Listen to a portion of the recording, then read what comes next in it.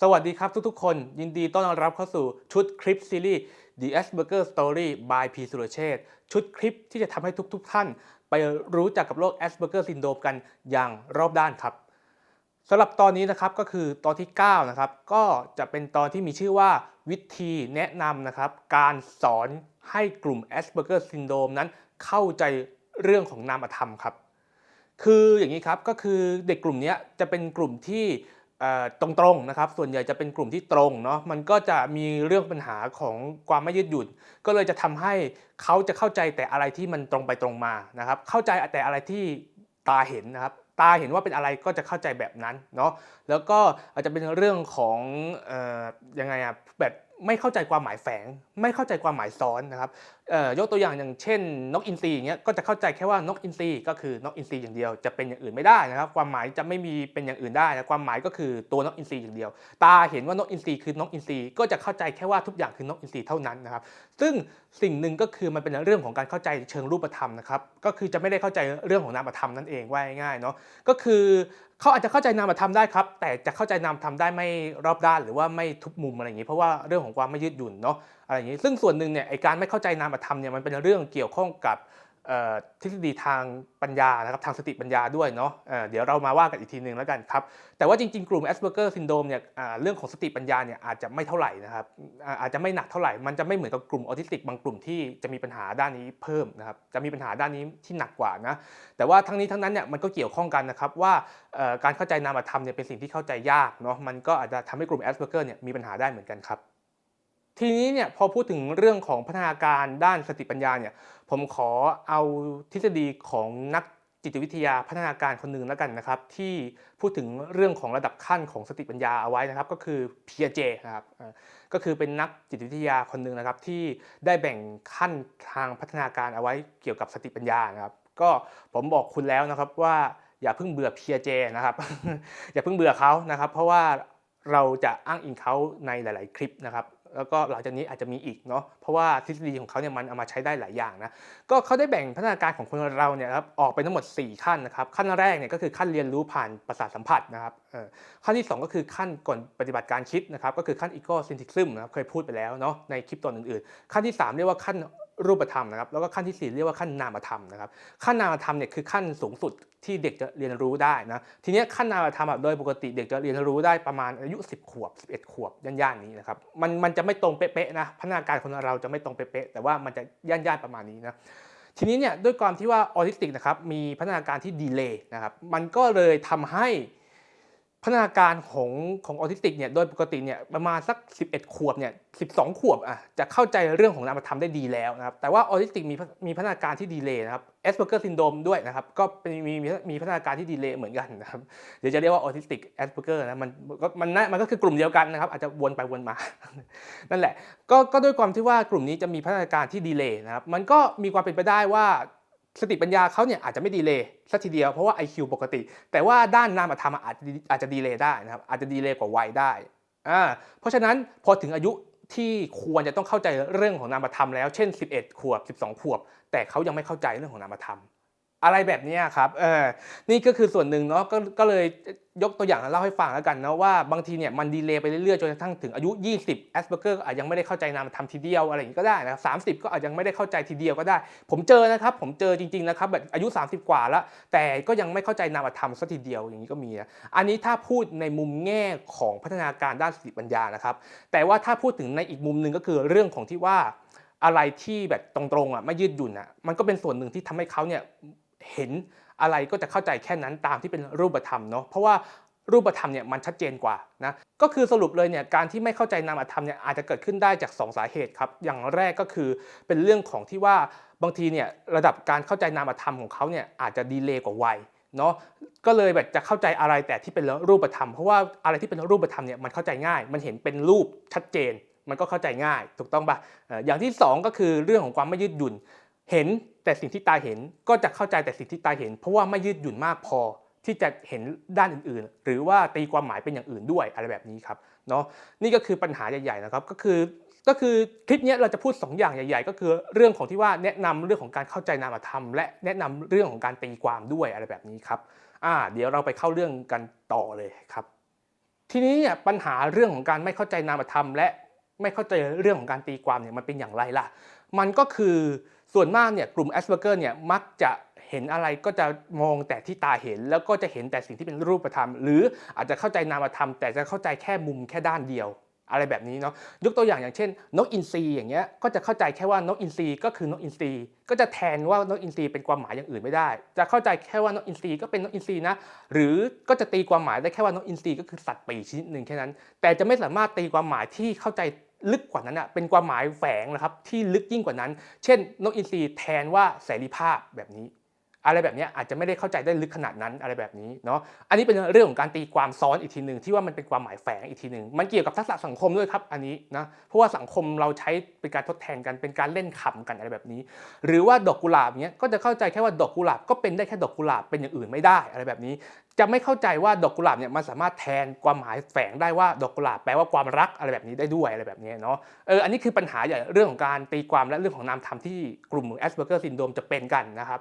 บผมก็เลยมาทำคลิปเรื่องนี้แหละว่าปัญหามันคืออะไรเนาะแล้วถามว่าเราจะแก้ไขปัญหานี้ได้อย่างไรล่ะนะครับการแก้ไขปัญหาเนี้ยผมมองว่าเราจะต้องสอนเป็นขั้นตอนนะครับเราจะสอนทั้งหมดเนี่ย4ขั้นตอนด้วยกันนะครับขั้นตอนแรกก็คือเราต้องสอนให้เขาจับประเด็นให้ได้ก่อนเด็กกลุ่มนี้จะมีปัญหาเรื่องของการจับประเด็นจะจับประเด็นไม่ถูกนะครับจับประเด็นมั่วไปหมดอะไรเป็นอะไรไม่รู้นะครับอะไรสำคัญอะไรไม่สำคัญไม่รู้นะครับเด็กกลุ่มนี้จะมีปัญหาเรื่องนี้ขั้นต่อมาก็คือสอนเรื่องของการตีความขั้นที่2นะครับก็คือเรื่องของการตีความคือพอจับประเด็นเป็นปุ๊บก็ต้องสอนเรื่องของการตีความอีกว่าอันเนี้ยมีความหมายว่าอะไรคำเนี้ยแปลว่าอะไรรูปเนี้ยแปลว่าอะไรมันสามารถมีความหมายอะไรเข้าไปได้อีกสามารถมีความหมายซ้อนความหมายแฝงอะไรเข้าไปได้อีกอะไรแบบนี้สามารถคิดเป็นอะไรได้อีกอะไรเงี้ยสอนการตีความที่ถูกต้องเพราะเด็กกลุ่มนี้จะมีปัญหาเรื่องการตีความด้วยครับพอหลังจากตีความได้ปุ๊บขั้นตอนที่3ก็คือสอนเรื่องของการย่อความขยายความอย่างถ้าเกิดว่าเป็นหนังสือใช่ไหมครับสมมุติว่าเป็นหนังสือเล่มนึงเนี่ยสอนเรื่องแรกก็คือเรื่องของการจับประเด็นก่อนอ่านหนังสือจับประเด็นให้ถูกก่อนอ่านหนังสือจับประเด็นเสร็จปุ๊บก็ตีความหนังสือให้ถูกนะครับตีความบทความให้ถูกอะไรแบบนี้พอตีความบทความถูกปุ๊บขั้นตอนที่3ก็คือสอนเรื่องของการขยายความย่อความเพราะเด็กกลุ่มนี้จะมีปัญหาเรื่องของการขยายความและย่อความด้วยก็คือการย่อความก็อาจจะจับแต่อะไรที่เป็นประเด็นสำคัญนะเอาแต่เนื้อไม่เอาน้ำส่วนการขยายความก็อาจจะเป็นเรื่องของการเล่นคำอะไรเงี้ยเรื่องของการแบบต่อประโยคเชื่อมประโยคอะไรแบบนี้ก็ได้ก็เป็นการขยายความอย่างหนึ่งก็ได้เพราะเด็กกลุ่มนี้จะเอาแต่อะไรที่เป็นแก่นแท้ๆอย่างเดียวมันก็เลยจะได้แต่อะไรที่แบบแข็งๆอ่ะแบบมีแต่แบบเนื้อแน่นๆเลยไม่มีน้ำเลยมันก็จะเป็นอะไรที่แบบความหมายมันก็จะแคบไปหน่อยอะไรแบบนี้มันจะสั้นอะไรเงี้ยอาจจะตอบได้แค่แบบสั้นๆใจความสั้นๆจบอะไรแบบนี้เราก็ต้องสอนเรื่องของการขยายความเนาะแล้วพอขั้นตอนที่4ขั้นตอนสุดท้ายก็คือสอนให้เขาใช้ภาษาของเขาเองนะครับพอเราได้3ขั้นตอนนี้สุดท้ายสอนให้เขาใช้ภาษาของเขาเองด้วยอารมณ์ด้วยความรู้สึกของเขาอะไรแบบนี้ครับเนาะสำหรับการสอนให้เขาใช้ภาษาของเขาเองเนี่ยก็ให้เขาใช้ภาษาของเขาเองด้วยความรู้สึกของเขาเองครับนะก็คือใช้ความรู้สึกของตัวเองเลยนะครับพยายามสอนเรื่องความรู้สึกนะครับแล้วก็สอนว่าแบบจะเรียบเรียงภาษายังไงใช้คำยังไงให้ถูกต้องให้ใช้คำยังไงให้ถูกกับบริบทตีความหมายยังไงให้ถูกต้องอะไรแบบนี้ก็คือหลังจากตีความได้ปุ๊บก็แบบคำนี้มันตีความหมายได้2อย่างอย่างเช่นนกอินทรีเสรีภาพใช่ไหมแล้วไอ้คำว่านกอินทรีกับเสรีภาพเนี่ยมันควรจะใช้ในบริบทแบบไหนอะไรแบบนี้อันนี้ก็อยู่ในขั้นตอนที่4นะครับก็คือเรื่องของการที่จะเรียบเรียงทุกอย่างนะครับให้มันเหมาะสมอะไรอย่างเงี้ยเนาะก็แบ่งออกเป็น4ขั้นเบื้องต้นนะครับสำหรับการที่จะช่วยเหลือเรื่องของการตีความและการขยายความนะครับการเข้าใจนามธรรมแล้วก็การใช้ภาษาที่เป็นภาษาของตัวเองครับทีนี้เนี่ยมาดูเทคนิคส่วนตัวของผมบ้างครับที่ผู้ใหญ่ได้ใช้กับผมเนาะว่าผมเนี่ยทำอย่างไรล่ะอะไรเงี้ยก็คือเราเอาเคสของเรามาเป็นกรณีศึกษาเป็นกรณีตัวอย่างแล้วก็มาเล่าให้ทุกคนได้ฟังเนาะสุดท้ายเนี่ยผมก็จะบอกว่าเทคนิคของผมมันก็คือเทคนิคของผมที่ผู้ใหญ่ใช้กับผมนะครับแล้วก็อาจจะมีการฝึกด้วยตัวเองด้วยอะไรอย่างนี้นะแต่ส่วนใหญ่จะเป็นผู้ใหญ่มากกว่านะแต่ว่าสุดท้ายเนี่ยทุกท่านต้องไปประยุกต์ใช้กันเอาเองเนาะก็คือลองเอาเทคนิคของผมไปประยุกต์ใช้ดูแล้วกันมันเป็นความเหมาะสมของแต่ละคนที่ไม่เหมือนกันนะก็เดี๋ยวเราลองเล่าให้ฟังแล้วกันเนาะว่าผมเนี่ยผมฝึกอย่างไรฝึกเรื่องของการตีความขยายความแล้วก็เรื่องของกา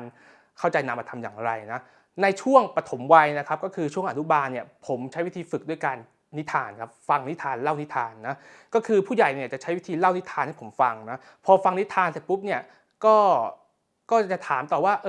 คนคนนี้ทำอะไรตัวละครคนนี้ทำอะไร ใครทำอะไรอย่างนี้นะครับตัวละครนี้ทำอย่างนี้แล้วจะส่งผลยังไงต่ออะไรอย่างเงี้ยก็คือเป็นการฝึกทั้งจับประเด็นฝึกทั้งการตีความอะไรอย่างนี้ไปในตัวฝึกการเล่าเรื่องไปในตัวอะไรแบบนี้ทำให้เราเนี่ยเล่าเรื่องเป็นนะครับก็คือนิทานเนี่ยไม่ได้ช่วยแค่เรื่องของการขยายความตีความหรือการเข้าใจนามธรรมอย่างเดียวแต่ว่านิทานเนี่ยยังช่วยเรื่องของการใช้จินตนาการด้วยอะไรแบบนี้เนาะนั่นแหละอันนี้คือสิ่งที่ผมถูกฝึกเนาะก็คือฝึกจากการเล่านิทานนะครับคือถ้าคนโตๆเนี่ยบางทีเมื่อกี้ผมพูดว่าเป็นบทความใช่ไหมครับแต่ว่าถ้าเป็นเด็กเล็กเนี่ยก็เป็นนิทานเถอะถ้าเป็นปฐมวัยเนี่ยก็นิทานนะครับ นั่นแหละก็คือฝึกนิทานนะครับแล้วก็แบบผู้ใหญ่ก็จะถามผมต่ออันนี้มันแปลว่าอะไรได้อีกอะไรแบบนี้ครับก็จะเป็นลักษณะอย่างนี้เนาะแล้วทีนี้เนี่ยหลังจากที่มีการฝึกอ่านนิทานแล้วเนี่ยก็จะมีการฝึกแต่งนิทานด้วยครับโดยที่ผู้ใหญ่เนี่ยจะแต่งท่อนหนึ่งแล้วก็สลับให้ผมแต่งอีกท่อนหนึ่งแล้วเราก็โยนไปโยนมาเนี่ยผมแต่งท่อนหนึ่งก็โยนกลับไปให้ผู้ใหญ่แต่งท่อนหนึ่งแล้วเขาจะโยนกลับมาให้ผมอย่างเงี้ยก็โยนกันไปโยนกันมาจนกระทั่งสุดท้ายเนี่ยเอามารวมกันนะครับเป็นเรื่องเดียวกันขึ้นมานะครับก็คือเป็นเรื่องที่มีการฝึกแต่งกันไปมาเนี่ยแหละก็คือเป็นการฝึกแต่งนิทานในตัวซึ่งการทำแบบนี้จะเป็นการที่ผู้ใหญ่จะช่วยประคองเรานะครับคือสลับกันไปสลับกันมาเนี่ยข้อดีคือจะมีส่วนที่เป็นผู้ใหญ่ที่ผู้ใหญ่จะช่วยประคองเราไม่ให้เราหลงประเด็นนะครับและในทางเดียวกันเนี่ยเราก็จะเป็นการฝึกเรานะครับให้เราเนี่ยมีการใช้เรื่องของการตีความเรื่องของนามธรรมแล้วก็ฝึกเรื่องของจินตนาการในตัวนะครับซึ่งนี่แหละก็คือข้อดีของการฝึกแต่งนิทานเนาะผมจึงอยากจะมองว่าการฝึกแต่งนิทานก็เป็นเรื่องนึงที่ดีนะครับก็คือเนี่ยจินตนาการฝึกแต่งเรื่องในจินตนาการขึ้นมาแล้วรวมเป็นเรื่องเดียวกันนะแล้วก็การทำแบบนี้นอกจากจะช่วยเรื่องของการตีความการเข้าใจนามธรรมแล้วยังเป็นการช่วยเรื่องของการใช้จินตนาการด้วยครับเป็นการฝึกจินตนาการไปในตัวด้วยครับทีนี้พอผมโตขึ้นมาหน่อยชั้นประถมศึกษาชั้นมัธยมศึกษาผมฝึกจากการดูละครฝึกจากการดูหนังภาพยนตร์ครับก็คืออย่างนี้ครับก็คือละครภาพยนตร์เนี่ยมันเป็นอะไรที่ไม่ตรงไปตรงมาเนาะบทละครบทภาพยนตร์ก็คือมันไม่ตรงไปตรงมานะครับก็คือมันเป็นเรื่องของการเขียนบทที่ว่าเขาต้องการจะเขียนบทให้มันมีความซับซ้อนมันมีการเล่นคำเล่นทุกอย่างเล่นเกี่ยวกับหนังเล่นเกี่ยวกับมุมภาพอะไรเงี้ยทุกอย่างเนาะเล่นเกี่ยวกับคนอะเล่นเกี่ยวกับอิโมชันของคนนะครับใช้คำนี้แล้วกันเนาะนั่นแหละเพราะฉะนั้นเนี่ยมันก็จะเป็นการฝึกทำให้เราเนี่ยเข้าใจอารมณ์มากยิ่งขึ้นแล้วก็เข้าใจความยืดหยุ่นนะครับแล้วก็ฝึกเรื่องของการเข้าใจนามธรรมมากยิ่งขึ้นนะครับอย่างเช่นฉากพระอาทิตย์ตกเนี้ยอาจจะหมายถึงความเศร้าการจากลาอะไรแบบนี้เนาะถ้าเกิดเป็นผมตอนเด็กๆเนี่ยผมก็จะไม่เข้าใจพระอาทิตย์ตกก็เห็นเป็นได้แค่ภาพอาทิตย์ตกจะเห็นได้แค่นั้นแต่ถ้าเกิดว่าเราถูกผู้ใหญ่สอนมาว่าพระอาทิตย์ตกเนี่ยในหนังเนี่ยมันแทนความหมายอะไรได้อีกเราก็จะแบบมานั่งคิดใช่ไหมแล้วเขาอาจจะเฉลยว่ามันแทนความหมายว่าเป็นการจากลาแทนความหมายว่าเป็นความเศร้าก็ได้อะไรแบบนี้ครับก็คือนี่ก็คือการนามธรรมอย่างหนึ่งแล้วก็คือเป็นอะไรที่ไม่ตรงไปตรงมาแล้วเนาะรูปธรรมคือพระอาทิตย์ตกดินนะนามธรรมก็คือความหมายแฝงแบบนี้ก็คืออาจจะเป็นการจากลาอาจจะเป็นความเศร้าอะไรแบบนี้ก็ได้เนาะแล้วก็ฝึกอย่างนี้เรื่อยๆนะครับอะไรที่ไม่เข้าใจก็ถามผู้ใหญ่เอาเช่นดูหนังเรื่องนี้แล้วไม่เข้าใจก็ถามผู้ใหญ่ดูละครเรื่องนี้ไม่เข้าใจก็ถามผู้ใหญ่เอาอะไรแบบนี้เนาะซึ่งการดูหนังดูละครเนี่ยนอกจากว่าเป็นการฝึกเรื่องของการเข้าใจนามธรรมแล้วนะครับยังเป็นการฝึกเรื่องของการดูสีหน้าอารมณ์ด้วยนะโดยเฉพาะละครเนี่ยจะเป็นอะไรที่ over acting ครับเพราะฉะนั้นเนี่ยจะช่วยทำให้เราดูเข้าใจสีหน้าอารมณ์ได้มากยิ่งขึ้นด้วยนะครับนั่นแหละก็คือบทหนังอ่ะมันไม่ตรงไปตรงมาอยู่แล้วมันมักจะมีความหมายแฝงว่าอันนี้แปลว่าอะไรอันนี้แทนอะไรเพื่อให้คนดูไปคิดเองเราก็ต้องใช้วิธีนี้เอาครับแต่อันนี้พอตอนประถมศึกษาผมไม่เข้าใจหรอกผมก็ต้องถามผู้ใหญ่เอาว่าอันนี้แปลว่าอะไรแบบนี้เนาะแต่พอเป็นมัธยมศึกษาพอจะเข้าใจได้บ้างแล้วอะไรแบบนี้ก็อาจจะต้องถามคนเหมือนกันแต่ว่าอย่างน้อยก็พอเข้าใจได้บ้างแล้วเนี่ยแต่ว่าเอาจริงก็ยังไม่ได้เข้าใจลึกขนาดนั้นหรอกนะแล้วทีนี้เนี่ยหลังจากที่ผมจบป.ตรีเนี่ยผมก็มีช่วยไปทำบทหนังนิดๆหน่อยๆนะครับก็เลยเรียนรู้เรื่องของศาสตร์ทำบทหนังบ้างนะครับก็เลยรู้เลยว่าโอ้โหบทหนังเนี่ยโคตรไม่ตรงเลยครับโคตรนามธรรมเลยแรกๆไปเนี่ยผมสู้คนอื่นไม่ได้เลยครับผมไม่เข้าใจเลยเพราะว่าเราเป็นคนซื่อๆตรงๆไงอะไรอย่างนี้ใช่ไหมพอเรียนรู้ไปสักระยะเนี่ยเลยเริ่มรู้นะครับว่าอะไรจับวางอะไรนะครับอันนี้สื่อถึงอะไรอันนี้คือสื่อถึงอะไรอันนี้เล่นกับคนดูยังไงอันนี้ไปวางตรงไหนอะไรยังไงอันนี้มันไปตอบตรงไหนอันนี้ไปสู้กับอะไ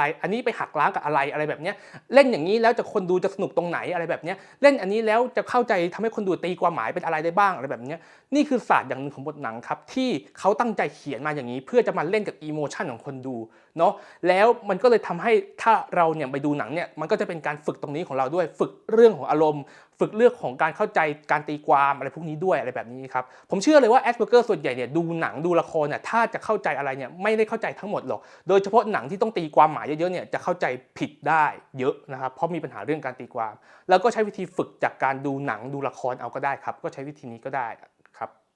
บคือทั้งหมดที่ผมพูดไปเนี่ยมันเป็นวรรณกรรมหมดเลยเนาะทีเนี้ยวรรณกรรมอีกประเภทหนึ่งนะครับที่ผมฝึก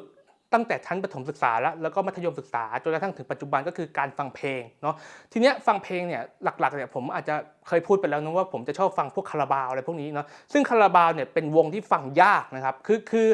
อเราจะฟังเพลงไม่ต้องมาฟังวงเดียวกัน เราไปฟังเพลงวงที่คุณชอบนะครับแต่ว่าเพลงอ่ะมันเป็นวรรณกรรมที่ไม่ตรงไปตรงมาอยู่แล้วเป็นวรรณกรรมแฝงเป็นการเล่นกับอิโมชันของคนเหมือนกันนะครับเพราะฉะนั้นเนี่ยเราฟังเพลงแล้วตีความหมายจากเพลงเอาก็ได้เนาะก็ใช้ว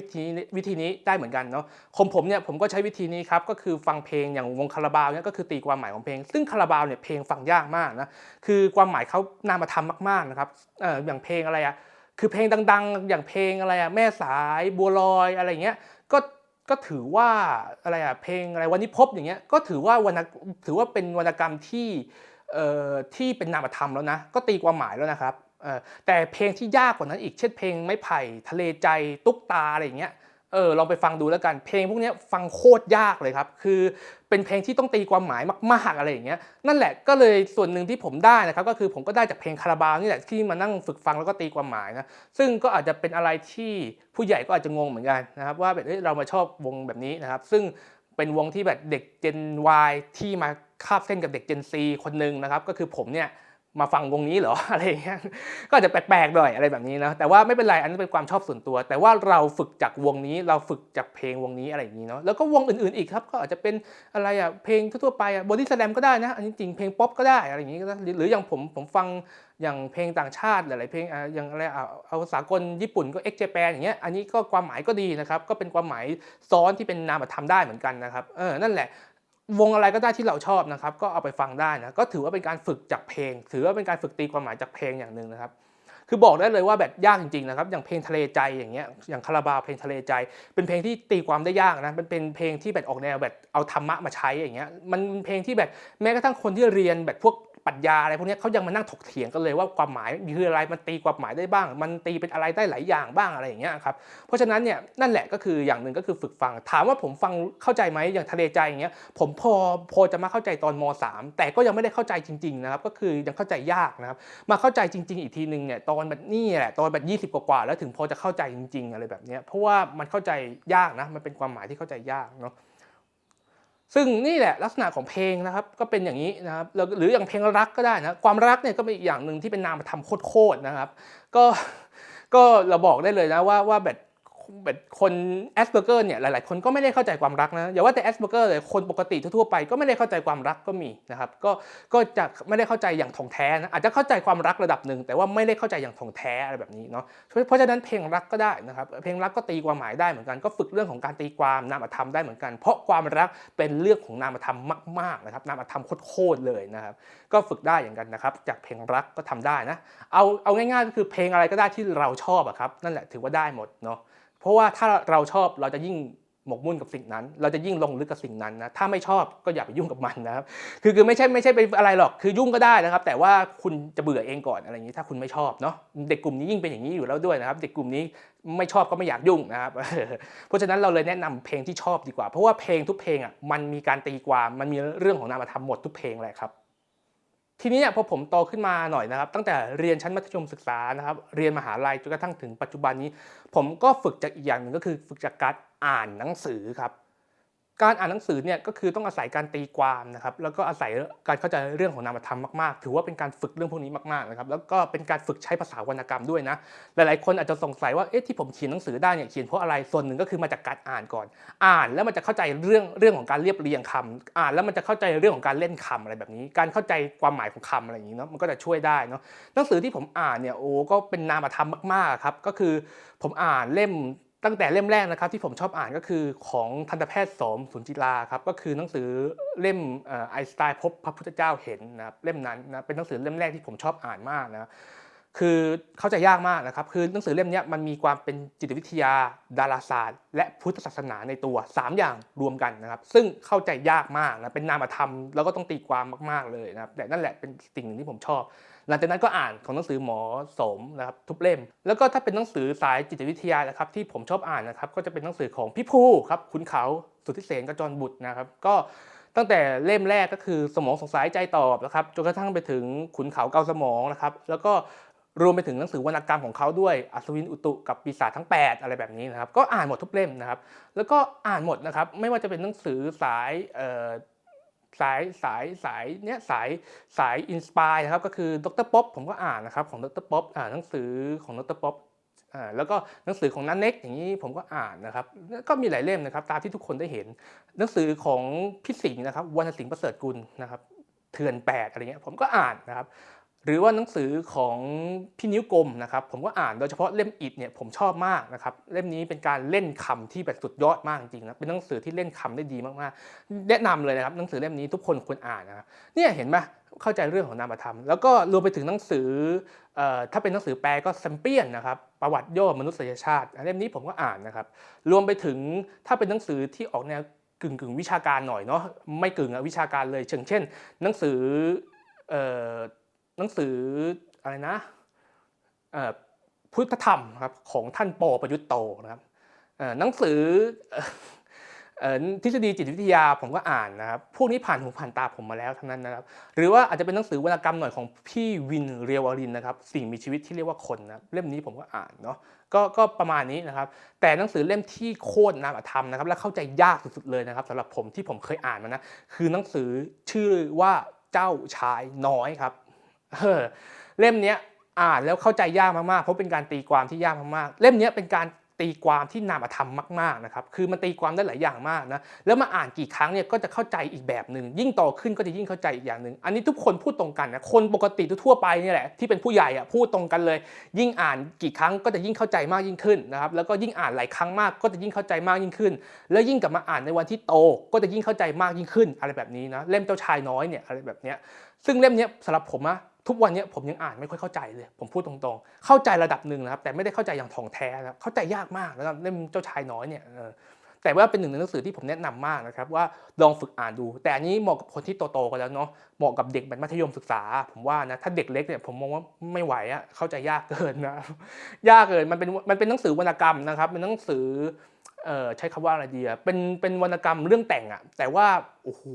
สุดยอดมากนะครับตีความหมายยากมากโคตรตีความหมายโคตรนามธรรมนะครับสำหรับหนังสือเล่มเจ้าชายน้อยนะครับก็เนี่ยแหละครับหนังสือที่ผ่านหูผ่านตาผมหลักๆก็ประมาณนี้นะครับอันนี้แนะนำให้เฉยๆนะครับว่าหนังสือที่ผมอ่านคือประมาณนี้แต่ว่าคุณไม่ต้องมาอ่านตามก็ได้นะครับคุณไปอ่านเล่มที่คุณสนใจนะครับคืออันนี้แค่ยกตัวอย่างให้ฟังเฉยๆว่าการที่จะเข้าใจเรื่องของการตีความเข้าใจเรื่องของนามธรรมฝึกจากการอ่านหนังสือได้ดีนะครับดีมากฝึกจากการอ่านหนังสือแต่ว่าคุณไปฝึกหนังสือที่คุณชอบนะครับเพราะว่าหนังสือที่ชอบทุกเล่มเนี่ยหนังสือทุกเล่มเลยเนี่ยมันมีเรื่องของภาษาวรรณกรรมมีเรื่องของการตีความมีเรื่องของนามธรรมหมดทุกเล่มครับมีหมดนะแม้กระทั่งหนังสือนิทานก็มีนะครับใครว่านิทานไม่มีไม่ใช่นะครับนิทานมีนะนิทานนี่ก็เข้าใจเรื่องของนามธรรมระดับหนึ่งนิดหนึ่งเพราะว่าด้วยวัยเด็กมันไม่ขนาดนั้นนิทานเนี่ยเขาต้องแต่งตามวัยเด็กไงวัยเด็กเนี่ยเ